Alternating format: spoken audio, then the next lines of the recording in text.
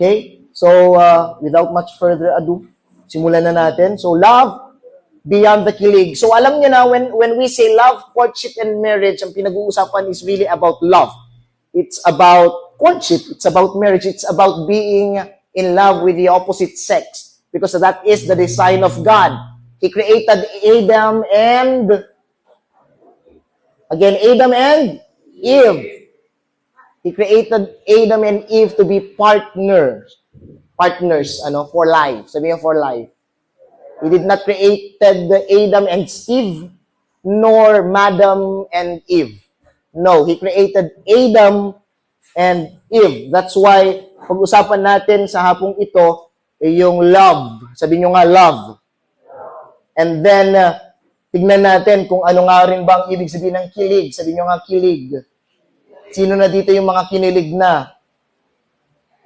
Ayaw nyo pang umamin. Ha? Nagmamatigasan pa tayo na. But again, no? Nabasa natin yung 1 Corinthians 13:4-7, biblical meaning or definition of love. Pakilagay nga ulit ate sa this time sa Tagalog. Again, sabi sa 1 Corinthians 13:4, sa Tagalog tayo hanggang 7. Ang sabi po dyan, ang pag-ibig ay matiyaga at magandang loob, hindi mainggitin, hindi mayabang ni mapagmataas man, hindi magaspang ang pag-uugali, hindi makasarili, hindi magagalitin o mapagtanim sa kapwa, hindi niya ikinatutuwa ang gawaing masama, ngunit ikinagagalak ang katotohanan. Ang pag-ibig ay mapagpatawad, mapagtiwala, puno ng pag-asa at mapagtiis hanggang wakas. So if you want to know what love is, katulad nung kanta na I wanna know what love is, then andyan binibigay ng 1 Corinthians kung ano ang pag-ibig. But again, para mas maintindihan natin, since mga young people kayo, medyo gagaanan natin ng konti. So the first question is, what is love? What is love? Meron akong 3 bagay dito na nilista about love. Number 1, love is not a feeling. Love is not a feeling, it is an action. Okay? Ang pag-ibig hindi yan basta pakiramdam. Ito ay isinasagawa. Number 2, love is not a feeling. But again, love is a lifetime commitment. Sabi niyo nga, lifetime commitment. And number 3, love is not a feeling, but love is a person. And who is that? The perfect example of love, yung perfect na kumakatawan sa pag-ibig is a person. And who is that? It is the second person in the Trinity, our Lord Jesus. Amen ba? Amen? But according to the Bible, God is love.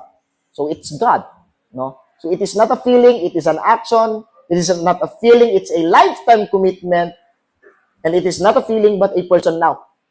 Again, ang pinag-uusapan natin dito yung love between yung opposite sex. We're not talking about yung love ng anak sa magulang, yung love ng magkaibigan just like anong pangalan nun si David at saka si Jonathan, tama ba ako? Yung mag-best friend sa Old Testament. No? Hindi. Ang pinag-uusapan natin is love between a man and a woman. Parang kukunin na tayo ni Lord, ah. Ano yan? Yan na ba yung pakakak? Yun ang Ephraim, yung pakakak natin narinig.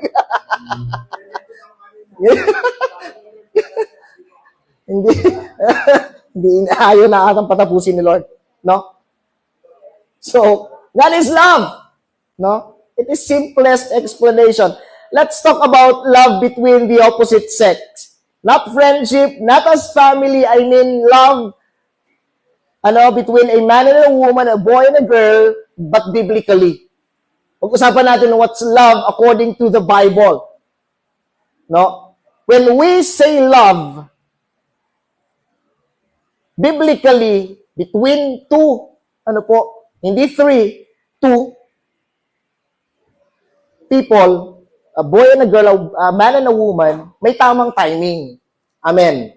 Let's talk about the timing ng pag-ibig between lalaki at babae. Ang sabi sa 1 Corinthians chapter 13, yung pinakauna doon, love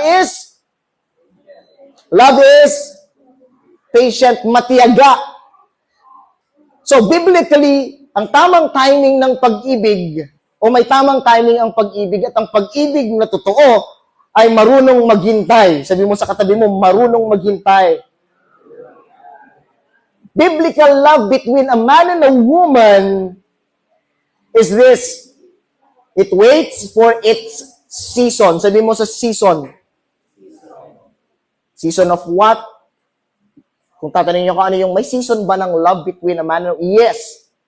At ano yung nakapaloob sa season na yun? Yun yung season ng buhay ng lalaki at babae kung saan kailangan na rin nilang mag-settle down. Kailangan nilang isipin yung kanilang future. Magkaroon ng family. That is the right timing for love. Ano po? To occur between a man and a woman. Kailangan, when we talk about timing, biblically, yung love na yan, maghihintay yan hanggang sa tamang season na kung saan nagkakaroon na talaga ng matured desire. Take note of that matured desire to settle down and plan for the future. Amen ba? Beyond that, or outside of that, hindi pa dapat gisingin ang pag-ibig. Nandyan pa kayo? Hello? Okay. Number 2, ano ang focus ng biblical love? Ano dapat yung focus? Love focuses on the other person's well-being. Ang biblical love, ang iniisip niyan is not, yes, hindi sa sarili niya. Pero ang biblical love, ang iniisip niyan ay yung kapakanan ng iba. So love between a man and a woman is what? It focuses on the well-being of the opposite sex, of their partner. It is not about yourself, but it is about the other person's well-being. Love is about giving and not receiving. Hello. Perfect example of that is John 3:16, when God displayed His amazing and scandalous love towards the entire human race na nung binigay niya si Jesus. That's why He gave His only begotten Son. So, ang focus talaga ng pag-ibig biblically is the other person's well-being. It's not about you. It is not about me. Sabi mo sa sarili mo, it's not about me.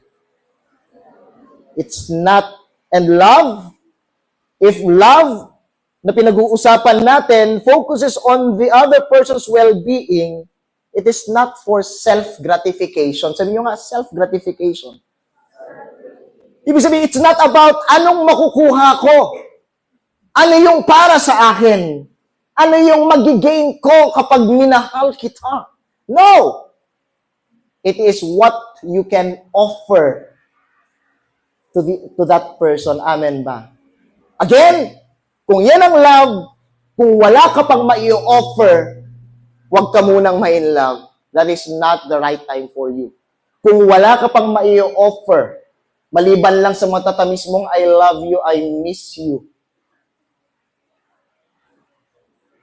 huwag na muna. Amen ba?